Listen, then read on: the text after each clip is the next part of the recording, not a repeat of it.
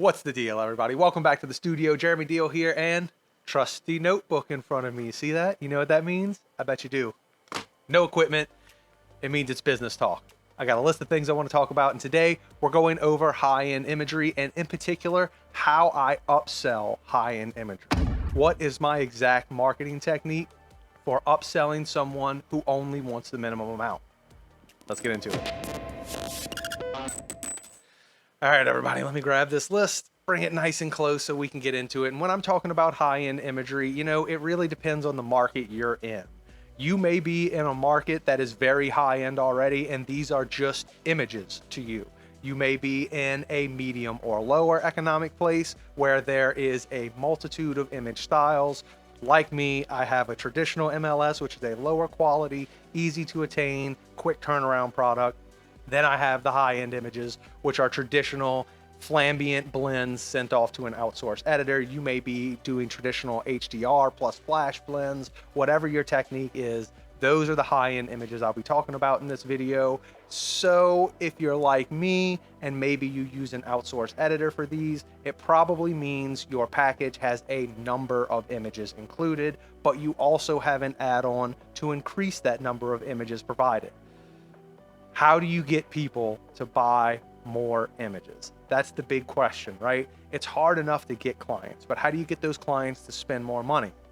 Well, I'm going to tell you exactly how I do it by breaking down the whole process and tell you my secret technique closer to the end. I mean, I'll talk about it the whole time because it's all relevant, because everything I'm going to tell you in advance leads up to the technique. So if you want, I guess you could skip to the end, but you'll be missing a lot of crucial information along the way that leads up to that. So I just brought up the number of images and outsource editors. So a lot of you watching this probably are using outsource editors, and you have a number of deliverables because you have to pay that outsource editor a number of images, right?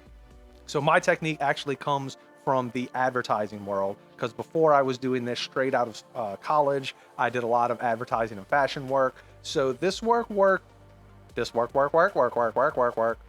Why so many works in a row? So this work is very different from real estate work. It takes a long time to get to a final product, and it has to go through a lot of hands. That being said, they use contact sheets. And if you've never heard of a contact sheet, that's okay, because you might just be a real estate photographer. But contact sheets are a list of all the images taken, where the client gets to select the ones that move on to the next stage of editing. Not a lot of people use this technique, but this is my secret mojo, the contact sheet. I'm stealing it from advertising and using it in real estate. And I'll go about my process and how I actually use this contact sheet to help increase my number of sales. Now, as I reiterated multiple times already, you probably have a bare minimum number of deliveries. So when you go to shoot a house, you create that many images.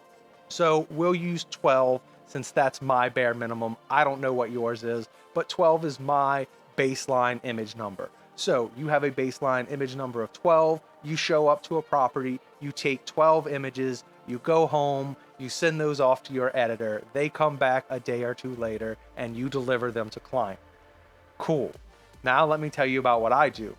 I sell them on the 12 images. I go to the house, I put more time on my schedule for that property, since I already know I'm making a proper amount of money from it, since it's a high-end shoot. And what I actually do is, instead of shooting 12 images, I'll shoot 30 images. I'll shoot 50 images. I'll shoot as many images as I think really highlight the property. Now, am I sending all of those off to my outsourced editor? Definitely not. What I'm doing is I'm using a contact sheet. I'm going to take all of those images. I'm going to take the baseline image, which will be the image that best represents the shot in particular, and I explain this process to my homeowner and agent in advance. I take all of those baseline images, I put them into a contact sheet with absolutely no editing, and I deliver that contact sheet to a client. Now, 9 times out of 10, this agent or homeowner will always like more than just the 12 images they selected.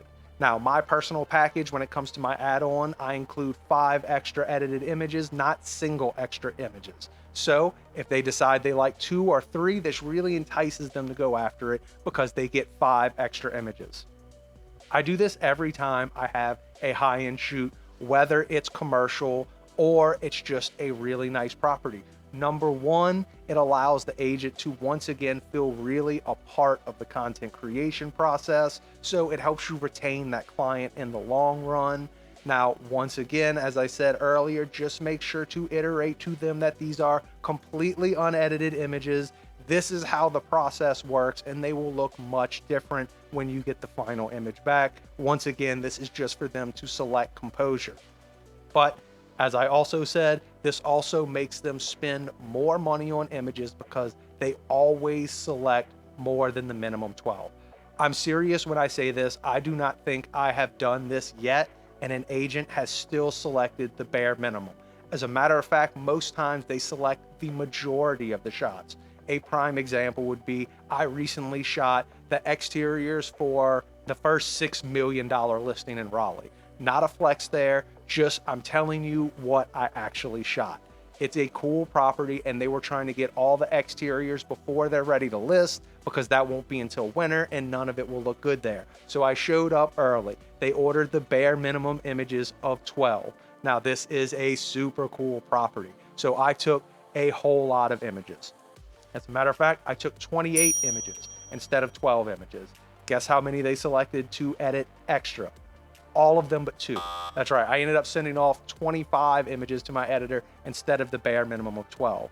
Another time, I was at a $700,000 house that had recently been redone by an interior designer. They were not happy with the photographer that did their work before. They called me in, I explained the process. I took 60 images on site and I sold them 52. And those are just the 2 I'm thinking of off the top of my head. This technique always works.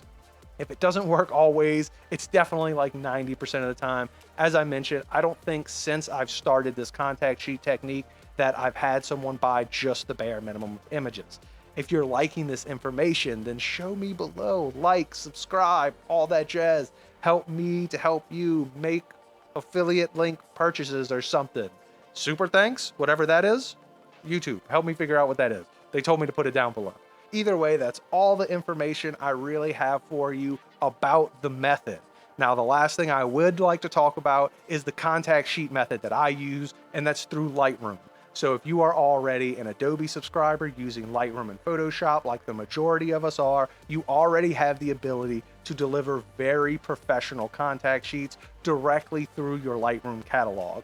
Now, this isn't going to be a tutorial on how to do this, but I'll tell you why I like this method is because it works just like Instagram when you send it off to them. They can scroll through the images. There is a heart button. They press heart, and it allows you to know because it shows up directly in your Lightroom catalog. So you know exactly what images you want. There's no going back and forth on image numbers, which is traditionally typical to the contact sheet process and can be very frustrating, especially if they select a number and you get it wrong or there's a miscommunication in the process. This makes it so much easier because they are directly hearting or liking the image in your catalog. They also have a comment section below. So if there's anything they want to comment like, hey, could you please remove this? Hey, could you add lighting for the twilights here?